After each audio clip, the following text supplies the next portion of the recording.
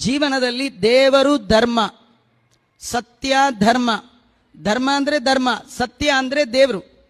ಭಾಗವತದಲ್ಲಿ ಸತ್ಯಂ ಪರಂ ಧೀಮಹಿ, ಸತ್ಯ ಅಂದ್ರೆ ದೇವರಿಗೆ ಹೆಸರು.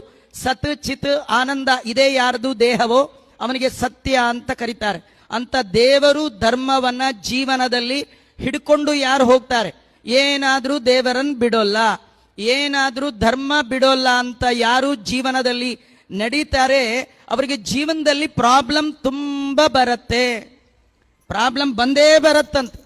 ಪ್ರಾಬ್ಲಮ್ ಯಾಕೆ ಬರುತ್ತೆ ಅಂದ್ರೆ ನೀವು ಹಿಡಿದ ದೇವರು ಧರ್ಮ ಎಷ್ಟು ಸ್ಟ್ರಾಂಗ್ ಆಗಿ ಹಿಡಿದಿದ್ದೀರಿ ಅಂತ ದೇವರು ಟೆಸ್ಟ್ ಮಾಡ್ತಾನಂತ. ಎಷ್ಟು ಕಷ್ಟ ಬಂದರೂ ದೇವರು ಧರ್ಮವನ್ನ ಬಿಡದಿದ್ದರೆ ಭಗವಂತನ ಅನುಗ್ರಹ ಆಗುತ್ತೆ. ಮಂತ್ರಾಲಯ ಪ್ರಭುಗಳು ರಾಘವೇಂದ್ರ ಸ್ವಾಮಿಗಳು ಅವರ ಜೀವನದಲ್ಲಿ ಎಷ್ಟು ಕಷ್ಟ ಬಂತು, ಎಷ್ಟು ಕಷ್ಟ ಬಂದರೂ ಅವರು ಬಿಡದೆ ಎರಡನ್ನ ಹಿಡಿದರು.